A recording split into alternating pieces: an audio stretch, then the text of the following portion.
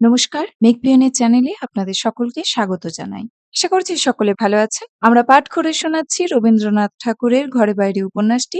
আজ ১৩তম পর্ব। এমন সময় আমার স্বামী ঘরের মধ্যে এলেন। অন্যদিন সন্দীপ মুহূর্তেই আপনাকে যেরকম সামলে নেয়, আজ তার সে শক্তি ছিল না।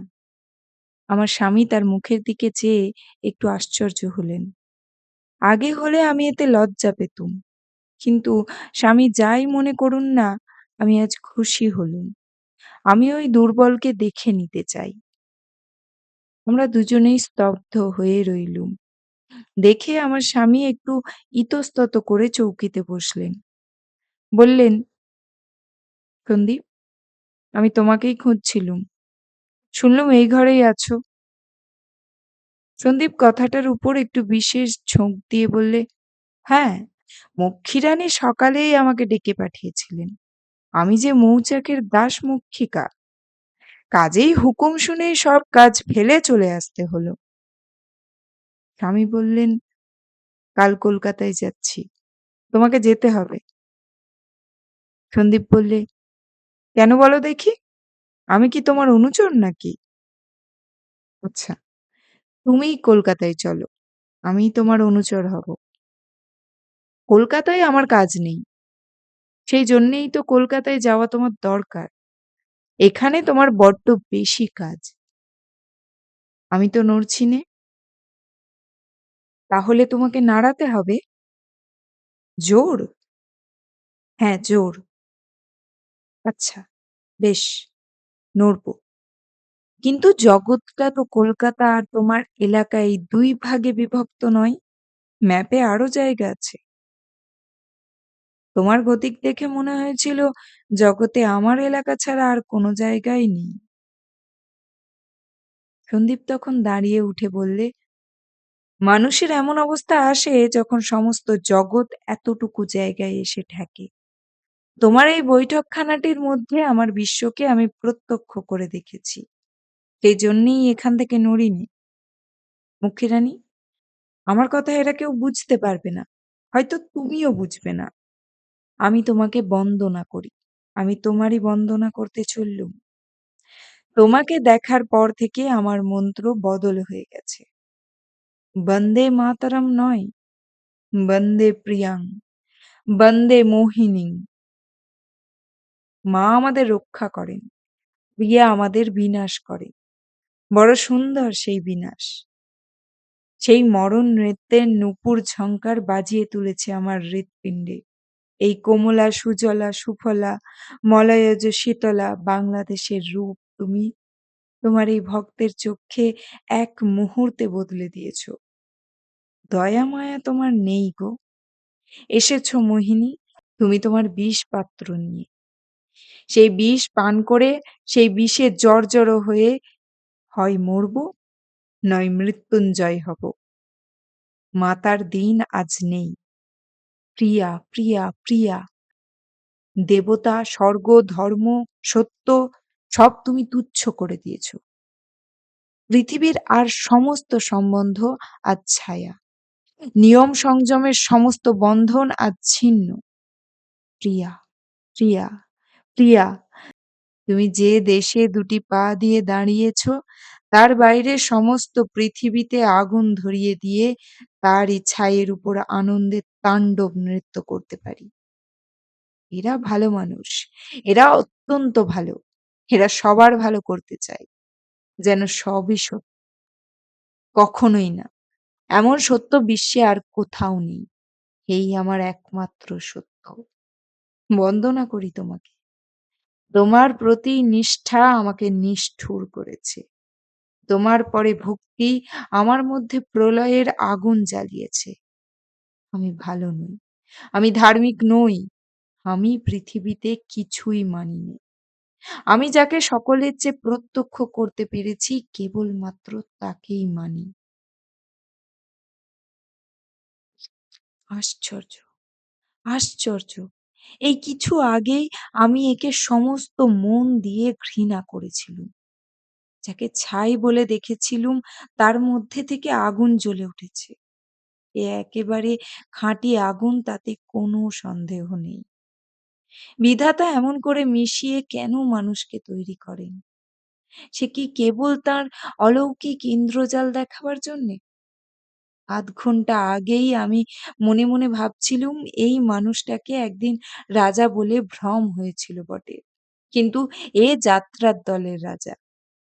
তা নয়, তা নয়। যাত্রার দলের পোশাকের মধ্যেও এক সময়ে রাজা লুকিয়ে থেকে যায়। এর মধ্যে অনেক লোভ, অনেক স্থূল, অনেক ফাঁকি আছে। স্তরে, স্তরে মাংসের মধ্যে ঢাকা। কিন্তু তবুও আমরা জানি নে। আমরা শেষ কথাটাকে জানি নে। এইটেই স্বীকার করা ভালো। আপনাকে জানি নে। মানুষ বড় আশ্চর্য। তাকে নিয়ে কি প্রচণ্ড রহস্যই তৈরি হচ্ছে তা সেই রুদ্র দেবতাই জানেন। মাঝের থেকে দগ্ধ হয়ে গেলুম। প্রলয়, প্রলয়ের দেবতাই শিব। তিনিই আনন্দময়। তিনি বন্ধন মোচন করবেন। কিছুদিন থেকে বারে, বারে মনে হচ্ছে আমার দুটো বুদ্ধি আছে। আমার একটা বুদ্ধি বুঝতে পারছে সন্দীপের এই প্রলয় রূপ ভয়ঙ্কর। আর এক বুদ্ধি বলছে এই তো মধুর। জাহাজ যখন ডোবে তখন তার চারদিকে যারা সাঁতার দেয় তাদের টেনে নেয়। সন্দীপ যেন সেই মরণের মূর্তি। ভয় ধরবার আগেই ওর প্রচণ্ড টান এসে ধরে। সমস্ত আলো, সমস্ত কল্যাণ থেকে, আকাশের মুক্তি থেকে, নিঃশ্বাসের বাতাস থেকে, চিরদিনের সঞ্চয় থেকে, প্রতিদিনের ভাবনা থেকে, চোখের পলকে একটা নিবিড় সর্বনাশের মধ্যে একেবারে লোপ করে দিতে চাই। কোন মহামারীর দূত হয়ে ও এসেছে? অশিব মন্ত্র পড়তে, পড়তে রাস্তা দিয়ে চলেছে। আর ছুটে আসছে দেশের সব বালকরা, সব যুবকরা। বাংলাদেশের হৃদয়পদ্মে যিনি মা বসে আছেন, তিনি কেঁদে উঠেছেন। তাঁরা অমৃত ভাণ্ডারের দরজা ভেঙে ফেলে এরা সেখানে মদের ভাণ্ড নিয়ে পান সভা বসিয়েছে। ধুলার উপর ঢেলে ফেলতে চায় সব সুধা। চুরমার করতে চায় চিরদিনের সুধাপাত্র। সবই বুঝলুম, কিন্তু মোহকে তো ঠেকিয়ে রাখতে পারিনে। সত্যের কঠোর তপস্যার পরীক্ষা করবার জন্যে সত্যদেবেরই এই কাজ। মাতলামি স্বর্গের সাজ পরে এসে তাপসদের সামনে নৃত্য করতে থাকে। বলে তোমরা মূঢ়, তপস্যায় সিদ্ধি হয় না। তার পথ দীর্ঘ, তার কাল মন্থর। তাই বজ্রধারী আমাকে পাঠিয়েছেন। আমি তোমাদের বরণ করব। আমি সুন্দরী, আমি মত্ততা, আমার আলিঙ্গনেই নিমেষের মধ্যে সমস্ত সিদ্ধি। একটুখানি চুপ করে থেকে সন্দীপ আবার আমাকে বললে, এবার দূরে যাবার সময় এসেছে দেবী। ভালোই হয়েছে। তোমার কাছে আসার কাজ আমার হয়ে গেছে। তারপরেও যদি থাকি তাহলে একে একে আবার সব নষ্ট হয়ে যাবে। পৃথিবীতে যা সকলের চেয়ে বড় তাকে লোভে পড়ে সস্তা করতে গেলেই সর্বনাশ ঘটে। মুহূর্তের অন্তরে যা অনন্ত তাকে কালের মধ্যে ব্যক্ত করতে গেলেই সীমাবদ্ধ করা হয়। আমরা সেই অনন্তকে নষ্ট করতে বসেছিলুম। ঠিক এমন সময়ে তোমারই বজ্র উদ্যত হলো।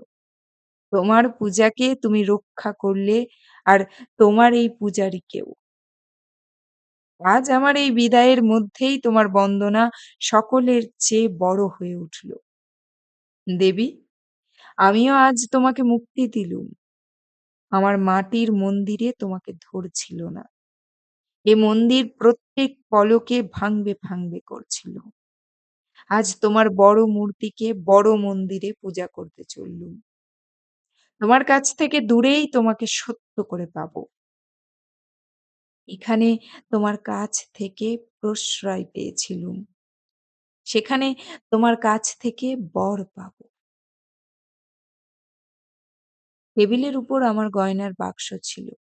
আমি সেটা তুলে ধরে বললুম, আমার এই গয়না আমি তোমার হাত দিয়ে যাকে দিলুম তার চরণে তুমি পৌঁছে দিও।" আমার স্বামী চুপ করে রইলেন। সন্দীপ বেরিয়ে চলে গেল। অমূল্যর জন্যে নিজের হাতে খাবার তৈরি করতে বসেছিলুম। এমন সময় মেজোরানী এসে বললেন, "কি লো ছুটু, নিজের জন্মতিথিতে নিজেকে খাওয়াবার উদ্যোগ হচ্ছে বুঝি?"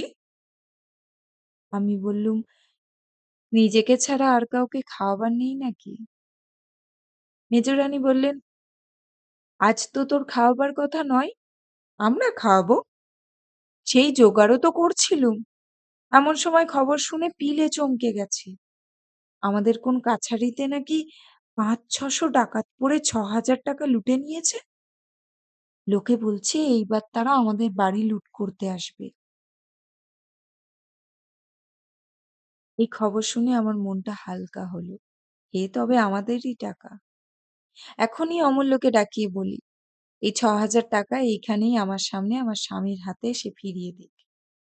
তারপরে আমার যা বলবার সে আমি তাকে বলব। মেজোরানী আমার মুখের ভাব লক্ষ্য করে বললেন, "অবাক করলে? তোর মনে একটুও ভয় ডর নেই?" আমি বললুম, "আমাদের বাড়ি লুট করতে আসবে এ আমি বিশ্বাস করতে পারিনি।" "বিশ্বাস করতে পারো না? কাছারি লুট করবে এইটেই বা বিশ্বাস করতে কে পারত?"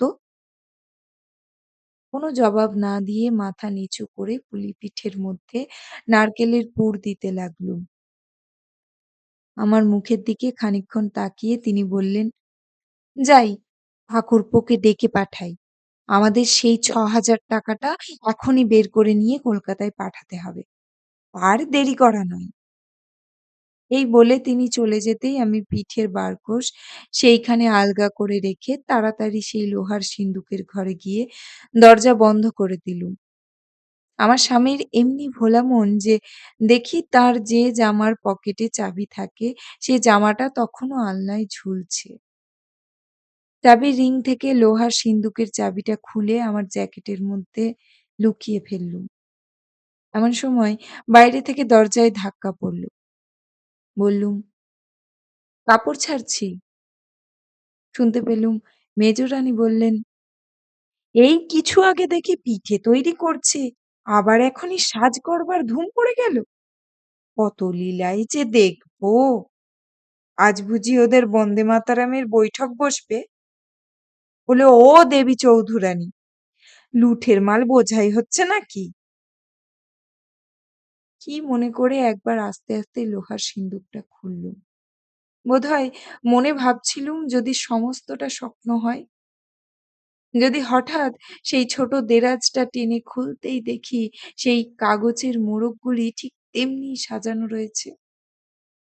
হায় রে! বিশ্বাসঘাতকের নষ্ট বিশ্বাসের মতোই সব শূন্য। মিছিমিছি কাপড় ছাড়তেই হলো। কোনো দরকার নেই। তবু নতুন করে চুল বাঁধলুম। মেজোরানীর সঙ্গে দেখা হতেই তিনি যখন জিজ্ঞাসা করলেন, বলি, "এত সাজ কিসের?" আমি বললুম, "জন্মতিথির।" মেজোরানী হেসে বললেন, "একটা কিছু ছুতো পেলেই অমনি সাজ। ঢের দেখেছি, তোর মতো এমন ভাবুনে দেখিনি।" অমূল্যকে ডাকবার জন্য বেহারার খোঁজ করছি। এমন সময় সে এসে পেন্সিলে লেখা একটি ছোট চিঠি আমার হাতে দিলে। তাতে অমূল্য লিখেছে, "দিদি, খেতে ডেকেছিলে, কিন্তু সবুর করতে পারলুম না। আগে তোমার আদেশ পালন করে আসি, তারপরে তোমার প্রসাদ গ্রহণ করব। হয়তো ফিরে আসতে সন্ধ্যা হবে।" অমূল্য কার হাতে টাকাটা ফেরাতে চলল, আবার কোন জালের মধ্যে নিজেকে জড়াতে গেল, আমি তাকে তীরের মতো কেবল ছুঁড়তেই পারি। কিন্তু লক্ষ্য ভুল হলে তাকে আর কোনো মতে ফেরাতে পারিনে। এই অপরাধের মূলে যে আমি আছি, এই কথাটা এখনই স্বীকার করা আমার উচিত ছিল। কিন্তু মেয়েরা সংসারে বিশ্বাসের উপরেই বাস করে। সেই যে তাদের জগৎ। সেই বিশ্বাসকে লুকিয়ে ফাঁকি দিয়েছি। এই কথাটা জানিয়ে তারপরে সংসারে টিকে থাকা আমাদের পক্ষে বড় কঠিন। যা আমরা ভাঙব, ঠিক তার উপরেই যে আমাদের দাঁড়াতে হবে। সেই ভাঙা জিনিসের খোঁচা নড়তে চড়তে আমাদের প্রতি মুহূর্তেই বাজতে থাকবে। অপরাধ করা শক্ত নয়। কিন্তু সেই অপরাধের সংশোধন করা মেয়েদের পক্ষে যত কঠিন, এমন আর কারো নয়। কিছুদিন থেকে আমার স্বামীর সঙ্গে বেশ সহজে কথাবার্তা কওয়ার প্রণালীটা বন্ধ হয়ে গেছে। তাই হঠাৎ এত বড় একটা কথা কেমন করে এবং কখন যে তাকে বলবো তা কিছুতেই ভেবে পেলুম না। আজ তিনি অনেক দেরিতে খেতে এসেছেন। তখন বেলা ২টো। অন্যমনস্ক হয়ে কিছুই প্রায় খেতে পারলেন না। আমি যে তাকে একটু অনুরোধ করে খেতে বলবো সে অধিকারটুকু খুইয়েছি। মুখ ফিরিয়ে আঁচলে চোখের জল মুছলুম। একবার ভাবলুম সংকোচ কাটিয়ে বলি, "ঘরের মধ্যে একটু বিশ্রাম করো। তোমাকে বড় ক্লান্ত দেখাচ্ছে।" একটু কেশিয়ে কথাটা যেই তুলতে যাচ্ছি এমন সময় বেহারা এসে খবর দিলে দারোগাবাবু কাশেম সর্দারকে নিয়ে এসেছে। আমার স্বামী উদ্বিগ্ন মুখে তাড়াতাড়ি উঠে চলে গেলেন। তিনি বাইরে যাওয়ার একটু পরেই মেজোরানী এসে বললেন, "ঠাকুরপো কখন খেতে এলেন? আমাকে খবর দিলি নে কেন?" আজ তার খাবার দেরি দেখে নাইতে গেলুম। এরই মধ্যে কখন? কেন কি চাই? শুনছি তোরা কাল কলকাতায় যাচ্ছিস? তাহলে আমি এখানে থাকতে পারবো না। বড়রানী তাঁর রাধাবল্লভ ঠাকুরকে ছেড়ে কোথাও নড়বেন না। কিন্তু আমি এই ডাকাতির দিনে যে তোমাদের এই শূন্য ঘর আগলে বসে কথায় কথায় চমকে চমকে মরবো, সে আমি পারবো না। কাল যাওয়াই তো ঠিক? আমি বললুম, "হ্যাঁ, ঠিক।" মনে মনে ভাবলুম সেই যাওয়ার আগে এইটুকু সময়ের মধ্যে কত ইতিহাসই যে তৈরি হয়ে উঠবে তার ঠিকানা নেই। তারপরে কলকাতাতেই যাই কি এখানেই থাকি, সব সমান। তারপর থেকে সংসারটা যে কেমন, জীবনটা যে কি, কে জানে? সব ধোঁয়া, স্বপ্ন। এই যে আমার অদৃষ্ট দৃষ্ট হয়ে উঠল বলে। আর কয়েক ঘন্টা মাত্র আছে। এই সময়টাকে কেউ একদিন থেকে আর একদিন পর্যন্ত সরিয়ে সরিয়ে টেনে টেনে খুব দীর্ঘ করে দিতে পারে না? তাহলে এরই মধ্যে আমি ধীরে ধীরে একবার সমস্তটা যথাসাধ্য সেরে সুরে নিই। অন্তত এই আঘাতটার জন্য নিজেকে এবং সংসারকে প্রস্তুত করে তুলি। প্রলয়ের বীজ যতক্ষণ মাটির নিচে থাকে ততক্ষণ অনেক সময় নেয়। সে এত সময় যে মনে হয় ভয়ের বুঝি কোনো কারণ নেই। কিন্তু মাটির উপর একবার যেই এতটুকু অঙ্কুর দেখা দেয়, অমনি দেখতে দেখতে বেড়ে ওঠে। তখন তাকে কোনো মতে আঁচল দিয়ে, বুক দিয়ে, প্রাণ দিয়ে চাপা দেবার আর সময় পাওয়া যায় না। মনে করছি কিছুই ভাবব না। অসাড় হয়ে চুপ করে পড়ে থাকব। তারপরে মাথার উপরে যা এসে পড়ে পড়ুকগে। পরশুদিনের মধ্যেই তো যা হবার তা হয়ে যাবে। জানাশোনা, হাসাহাসি, কাঁদাকাটি, প্রশ্ন জবাব সবই। কিন্তু অমূল্য সেই আত্মোৎসর্গের দীপ্তিতে সুন্দর বালকের মুখখানি যে কিছুতে ভুলতে পারছি নে। সে তো চুপ করে বসে ভাগ্যের প্রতীক্ষা করেনি। সে যে ছুটে গেল বিপদের মাঝখানে। আমি নারীর অধম, তাকে প্রণাম করি। সে আমার বালক দেবতা। সে আমার কলঙ্কের বোঝা একেবারে খেলার ছলে কেড়ে নিতে এসেছে। সে আমার মার নিজের মাথায় নিয়ে আমাকে বাঁচাবে। ভগবানের এমন ভয়ানক দয়া আমি সইব কেমন করে? বাছা আমার, তোমাকে প্রণাম। ভাই আমার, তোমাকে প্রণাম। নির্মল তুমি, সুন্দর তুমি, বীর তুমি, নির্ভীক তুমি। তোমাকে প্রণাম। জন্মান্তরে তুমি আমার ছেলে হয়ে আমার কোলে এসো। এই বর আমি কামনা করি। এর মধ্যে চারদিকে নানা গুজব জেগে উঠছে। পুলিশ আনাগোনা করছে। বাড়ির দাসী, চাকররা সবাই উদ্বিগ্ন। ক্ষেমাদাসী আমাকে এসে বললে, "ছোট রানীমা, আমার এই সোনার পইচে আর বাজুবন্ধ তোমার লোহার সিন্দুকে তুলে রেখে দাও। ঘরের ছোট রানী দেশ জুড়ে এই দুর্ভাবনার জাল তৈরি করে নিজে তার মধ্যে আটকা পড়ে গেছে। একথা বলি কার কাছে? শ্যামার গয়না, ঠাকুর জমানো টাকা আমাকে ভালো মানুষের মতো নিতে হলো। আমাদের গয়লা নিয়ে একটা টিনের বাক্সয় করে একটি বেনারসি কাপড় এবং তার আর দামি সম্পত্তি আমার কাছে রেখে গেল। বললে, "রানীমা, এই বেনারসি কাপড় তোমারই বিয়েতে আমি পেয়েছিলুম। কাল যখন আমারই ঘরের লোহার সিন্দুক খোলা হবে, তখন এই ক্ষেমা, ঠাকো, গয়ালিনী থাক, সে কথা কল্পনা করে হবে কি? বরঞ্চ ভাবি কালকের দিনের পর আর ১ বৎসর কেটে গেছে। আবার আর একটা ৩রা মাঘের দিন এসেছে। সেদিনও কি আমার সংসারের সব কাটা ঘা এমনি কাটাই থেকে যাবে?" অমূল্য লিখেছে, সে আজ সন্ধ্যার মধ্যে ফিরবে। ইতিমধ্যে ঘরের মধ্যে একা বসে চুপ করে থাকতে পারিনি। আবার পিঠে তৈরি করতে গেলুম। যা তৈরি হয়েছে তা যথেষ্ট। কিন্তু আরো করতে হবে। এত কে খাবে? বাড়ির সমস্ত দাসী চাকরদের খাইয়ে দেব। আজ রাত্রেই খাওয়াতে হবে। আজ রাত পর্যন্ত আমার দিনের সীমা। কালকের দিন আর আমার হাতে নেই। পিঠের পরে পিঠে ভাজছি। বিশ্রাম নেই। একবার মনে হচ্ছে যেন উপরে আমার মহলের দিকে কি একটা গোলমাল চলছে। হয়তো আমার স্বামী লোহার সিন্দুক খুলতে এসে চাবি খুঁজে পাচ্ছেন না। তাই নিয়ে মেজরানী দাসী চাকরকে ডেকে একটা তোলপাড় কাণ্ড বাধিয়েছেন। না, আমি শুনব না। কিচ্ছু শুনব না। দরজা বন্ধ করে থাকব। দরজা বন্ধ করতে যাচ্ছি, এমন সময় দেখি ঠাকুর তাড়াতাড়ি আসছে। সে হাঁপিয়ে বললে, "ছোট রানীমা।" আমি বলে উঠলুম, "যা, যা, বিরক্ত করিস নে। আমার এখন সময় নেই।" ঠাকুর বললে, "মেজরানীমার বোনপো, নন্দবাবু, কলকাতা থেকে এক কল এনেছেন। সে মানুষের মতো গান করে। তাই মেজরানীমা তোমাকে ডাকতে পাঠিয়েছে।"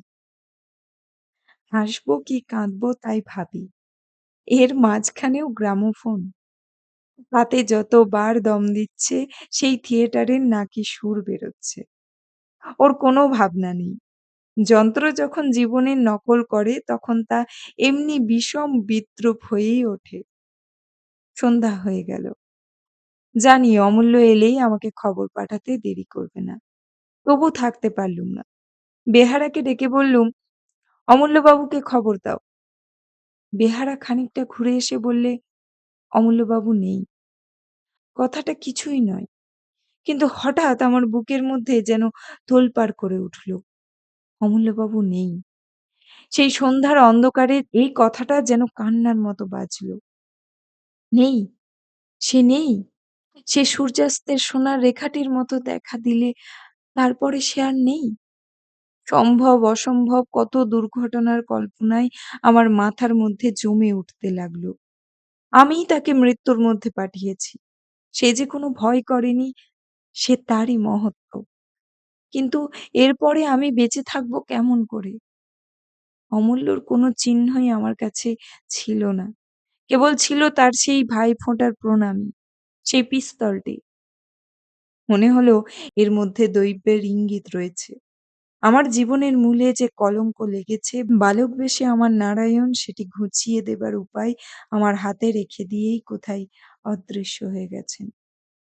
কি ভালোবাসার দান! কি পাবন মন্ত্র তার মধ্যে প্রচ্ছন্ন!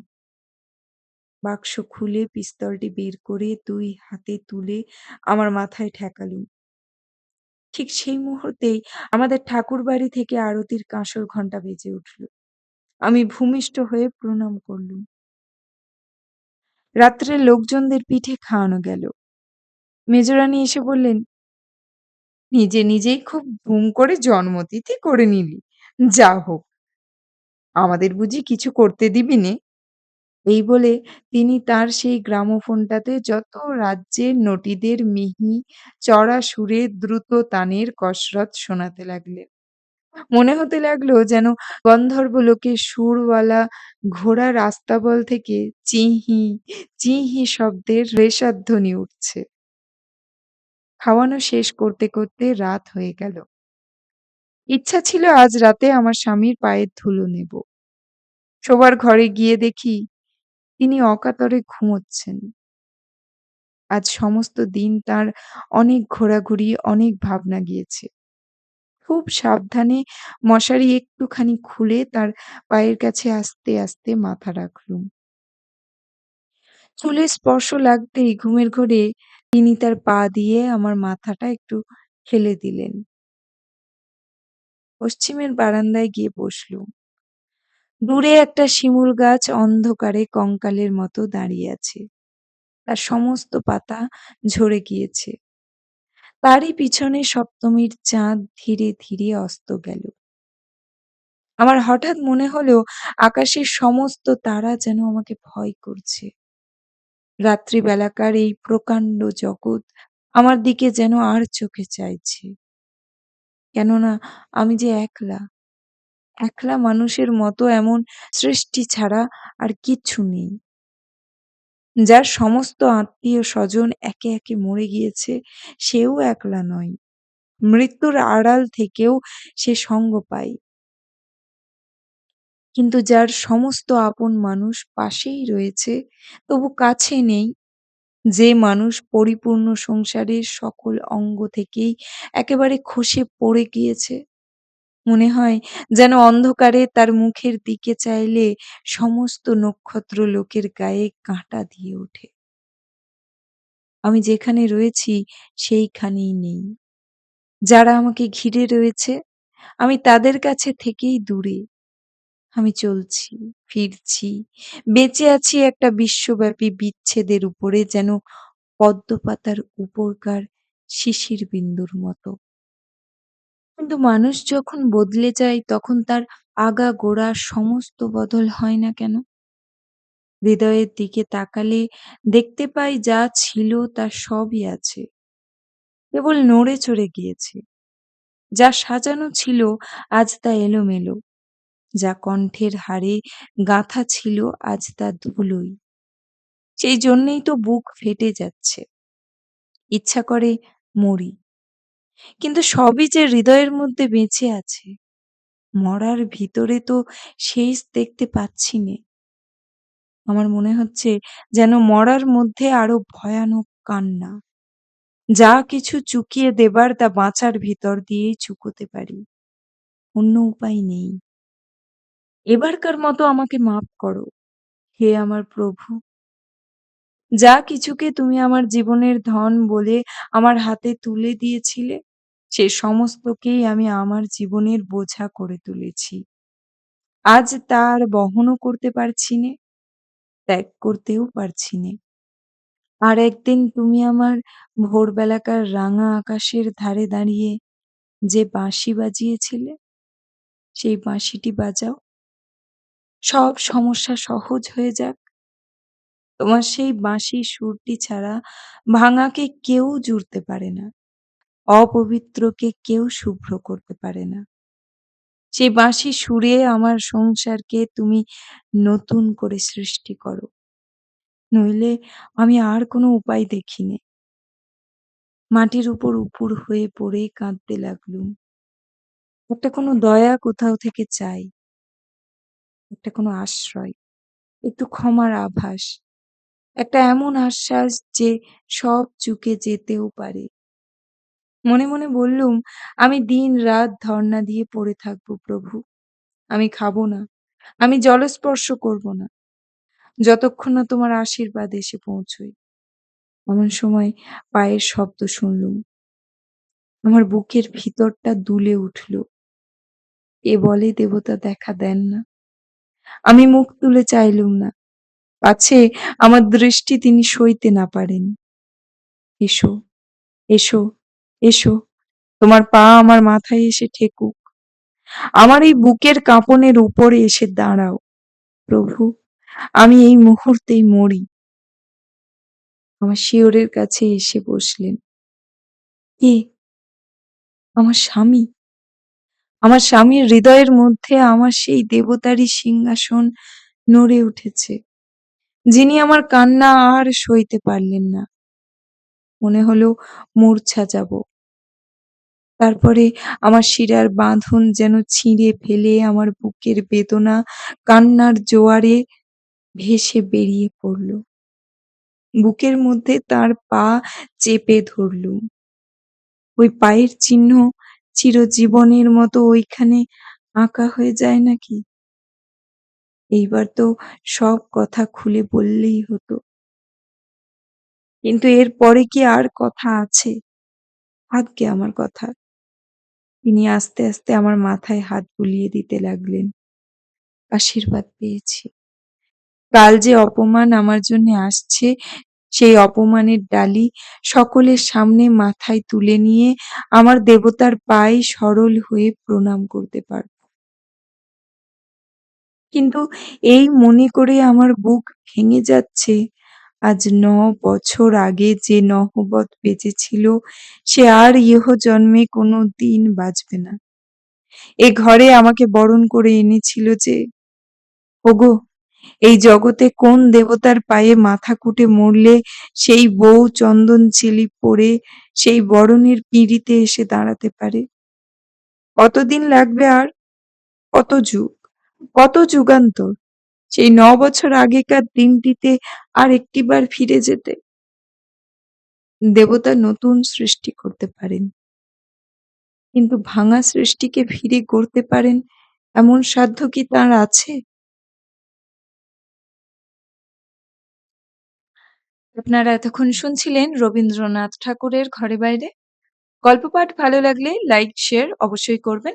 আর নিয়মিত আপডেট পেতে চ্যানেলটি সাবস্ক্রাইব করে রাখবেন। নিজে ভালো থাকবেন, সকলকে ভালো রাখবেন। ধন্যবাদ।